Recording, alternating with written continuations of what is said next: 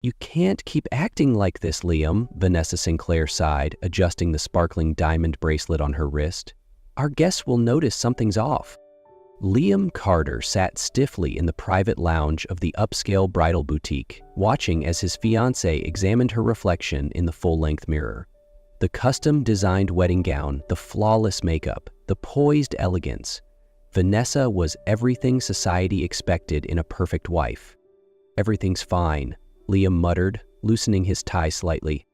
"Is it?" Vanessa turned to him, arching an eyebrow. "You're a world-class architect, Liam. You negotiate multi-million-dollar deals, handle impossible deadlines, and yet you're nervous about a wedding?" "A wedding is different," he said. "It's not just business." Vanessa let out a soft chuckle, smoothing the fabric of her dress. "It is a transaction, in a way, a merging of two powerful families, a partnership that makes sense on every level." Liam forced a smile, but the weight in his chest only grew heavier. In just 1 week, he would marry Vanessa Sinclair. Beautiful, intelligent, ambitious. She was the perfect choice, on paper. Standing up, he adjusted his suit jacket, feeling suffocated in the lavish boutique. "I need some air," Liam said, walking out before Vanessa could protest. Outside, the cool spring breeze brushed against his face, but it did little to clear his mind. One more week until he was bound to the woman everyone said was perfect for him. So why did it feel like he was making the biggest mistake of his life? The rehearsal dinner was held at an upscale restaurant in the heart of New York, where crystal chandeliers cast golden reflections on fine wine glasses. Everything was perfect, just as Vanessa had planned. Liam sat at the grand banquet table, only half listening to the chatter around him. Vanessa's parents were deep in conversation with real estate moguls, while his mother exchanged pleasantries with New York's top architects. He tightened his grip around his glass, feeling more like a chess piece in a game he never agreed to play. "You okay?" Vanessa leaned in, whispering, her poised smile never faltering. "Yeah, just a little tired. We still have the bridesmaid and groomsmen introductions coming up. Try to keep up," she said, before returning to her conversation with an important guest. Liam sighed, rubbing his temple. That was when the MC's voice echoed through the speakers. "And now, introducing the maid of honor, Emma Collins." Liam froze. That name. His head snapped up, heart pounding, and then, amidst the applause, a familiar figure stepped onto the stage. Emma, the woman he once loved more than anything, the woman who left without a word, the woman he had spent years trying and failing to forget. And now she was standing there, just a few feet away, bathed in golden light. Liam held his breath. A wave of dizziness swept over him. Emma Collins wasn't just a memory anymore. She was back. Liam stood on the restaurant's balcony, taking a deep breath as he tried to steady his pulse. Inside, the sound of laughter and conversation carried on, but it all felt distant, muted beneath the storm raging inside him. A voice called out behind him, soft, yet powerful enough to stop him in his tracks. "Liam." He turned. Emma stood there, the glow of the city casting a soft halo around her face. Time had passed, but her eyes, those same eyes that once held his entire world, hadn't changed. 1,000 questions burned on his tongue, years' worth of anger, confusion, and heartbreak fighting to be spoken. But looking at her now, he didn't know where to begin. "I didn't expect to see you here," he finally said, his voice rougher than he intended. Emma clenched her hands together, as if weighing her words. "Vanessa and I were close in college. When she asked me to be her maid of honor, I didn't think I'd be seeing you like this." "Really?" Liam let out a humorless laugh. "Because I remember you never even saying goodbye." Emma looked away. "I didn't think you'd want an explanation." "Don't act like this was my choice, Emma." His voice sharpened. "I deserve to know why." Silence stretched between them. Emma gripped the railing, her gaze locked on the skyline. "Liam," she started, then stopped. "What happened?" he pressed, patient but relentless. She took a deep breath, as if fighting an internal battle. "It doesn't matter anymore." "It doesn't matter?" Liam scoffed. "Then look me in the eye and tell me you never loved me, that you left because you didn't care anymore." Emma shut her eyes for a long moment. When she opened them, The pain inside them made his chest tighten. "It wasn't like that," she whispered. "Then what was it?" She bit her lip, hesitating for what felt like an eternity. And when she finally spoke, her voice was barely audible over the wind. "Your mother came to see me." Liam went rigid. Emma turned away, but it was too late. He had already seen the hurt in her eyes. Liam had never felt so completely out of control. He walked into his apartment past midnight, tossing his suit jacket onto the couch, his hands still shaking from the anger simmering beneath his skin. His conversation with Emma replayed in his mind like a broken record. "Your mother came to see me. She told me I wasn't good enough for you. She wrote me a check and told me to leave." But the words that shattered him the most were Emma's next ones. "I didn't take it." Emma hadn't taken the money. She hadn't left because she was bribed. She left because she thought she was doing what was best for him, because she loved him. Liam clenched his fists. His mother had orchestrated his entire life in ways he had never realized. She hadn't just shaped his career. She had stolen his chance to choose his own love. He pulled out his phone. Dozens of messages from Vanessa lit up the screen. "Where are you? Tomorrow is our big day, Liam. Get your head straight. Everything is perfect. Don't ruin this." "Perfect?" Liam let out a bitter laugh. Perfect for who? For his mother? For Vanessa? For the elite society they lived in? Or for him? He tossed his phone onto the table, leaning against the wall, staring blankly at the ceiling. Could he really go through with this? The next morning, Liam stood in the groom's dressing room, staring at his reflection. The expensive tuxedo fit perfectly, not a single flaw. But the man in the mirror felt like a stranger. The door swung open. It was Mark, his best man and oldest friend. "You good?" Mark asked. But as soon as he saw Liam's expression, his smile faded. "Don't tell me you're thinking about running." Liam took a deep breath, his voice quiet but firm. "I can't do this, Mark." Mark's eyes widened. "Are you insane? This is the wedding of the year. Do you have any idea what kind of fallout this is going to cause?" Liam exhaled slowly, a strange sense of clarity washing over him. "I know, and I don't care." Liam stood at the altar, feeling suffocated in the perfectly tailored tuxedo his mother had chosen for him. Vanessa stood across from him, radiating confidence and grace. Around them, hundreds of guests watched in anticipation, waiting for the flawless moment to unfold. Emma stood among the bridesmaids, just a few steps away. She wasn't looking at him. Or maybe she was forcing herself not to. The priest began to speak.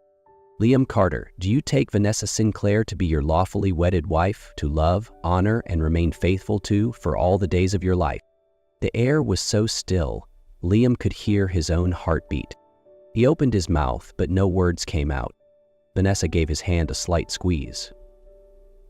"Say it, Liam. Just finish this." Emma's fingers curled tightly together, tension radiating from her posture. Liam looked directly at the priest. "No." A shocked gasp rippled through the crowd. Vanessa went rigid. "Liam? What?" Liam inhaled deeply, feeling like he was breathing freely for the first time in years. "I can't do this, Vanessa. I'm sorry." Around them, whispers erupted. His mother shot up from her seat, her face draining of color.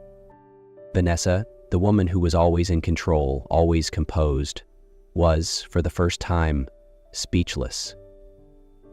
"Liam, what the hell are you doing?" But Liam didn't answer her. He turned to Emma. Emma was staring at him, utterly frozen. And before she could react, Liam stepped down from the altar and took her hand. "Come with me." "Wait, Liam." Emma shook her head, panicked. "You can't just..." "I just walked away from this marriage in front of hundreds of people, in front of my mother, in front of the entire world." He tightened his grip on her hand. "If you're running again, then this time, I'm coming with you." Emma's eyes were wide, filled with 1,000 emotions. Then, wordlessly, she gripped his hand tighter. Together, they walked out of the church, leaving everything behind. Liam had no idea how far they had run.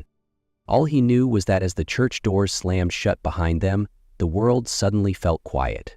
No more gasps from the crowd, no more rage from his mother or Vanessa, just the sound of their footsteps against the pavement of a New York street. They stopped in a small park, breathing hard, their hands still locked together. Emma was the first to speak. "Liam, you just walked out of $1 million wedding in front of hundreds of people." Her voice trembled. "Do you even realize what you just did?" Liam laughed, an actual, genuine laugh, not the forced kind he had been perfecting for years. "I think, for the first time in my life, I did something I actually wanted." Emma bit her lip, her expression a mix of panic and something else, something softer. "Liam, you just lost everything. Your career, your reputation, the life you built." "No, Emma." He shook his head, looking her straight in the eye. "I just found myself." A long silence stretched between them. Emma blinked, as if trying to process everything that had just happened. "So what are you going to do now?" she asked quietly. Liam took a deep breath. "Start over." "With me?" Emma's voice was cautious. Liam held her gaze, his expression steady. "No, with myself first. You were right. I need to figure out who I am, not for you, but for me. But," he gave her hand a gentle squeeze, "I also don't want to lose you again." Emma looked down at their joined hands, then slowly let go. "Liam, I can't be the only reason you change. I won't make that mistake again." He nodded, respecting her words. "Then, can you give me a chance to prove I can stand on my own?" Emma was silent for a long moment before finally smiling. "All right, but there are no shortcuts this time, Liam." He smiled back, lighter than he had felt in years. "I don't need shortcuts anymore." This time, they didn't run. They walked, one step at a time, toward a future that was uncertain, but real. 3 months later, Liam stood by the window of his small apartment, looking down at the bustling streets of New York. No more lavish parties, no $1 million deals, no office at the top of a skyscraper. After walking out of his wedding, his mother had cut him off financially, his company refused to take him back, and his former business partners quickly turned their backs on him. He had lost everything. And yet, for the first time in his life, he had no regrets. He had rediscovered his passion, not soulless high-rises, but spaces that actually mattered. Now he worked on community architecture projects, helping transform forgotten neighborhoods into creative spaces where artists and everyday people could express themselves freely. His coffee cup rested on the table as his phone buzzed. "Emma Collins sent you a message." His heart beat a little faster as he clicked it open. "There's a small art exhibit at the community park today. Want to come?" He didn't have to think long. His fingers hovered over the keyboard. "Just to look at paintings?" A moment later, Emma replied, "Coffee too, if you want." Liam smiled. No grand promises, no rushed expectations, just two people, starting over in their own way. He grabbed his keys and stepped out of his small but hopeful apartment, walking toward a place that, maybe this time, truly felt like home. 1 year later, Liam stood in the middle of the small garden, strings of warm lights glowing above him. It was a space he had designed himself, turning it into a community art haven. But tonight, it wasn't just about art. Tonight, it was about her. Emma stood just a few feet away, guiding a group of children as they put the finishing touches on a mural. Paint smudged her hands, and her eyes sparkled as she laughed with them. Liam's heart pounded. He had spent the past year rebuilding his life, a life he chose. No more family expectations, no more elite society dictating his every move. Just him, his passion for design, and her. Emma turned, surprised to find him standing there, holding a small velvet box. "Liam?" She frowned slightly, confused. He took a deep breath and stepped closer. "I once stood in front of hundreds of people, about to say vows to someone I didn't love."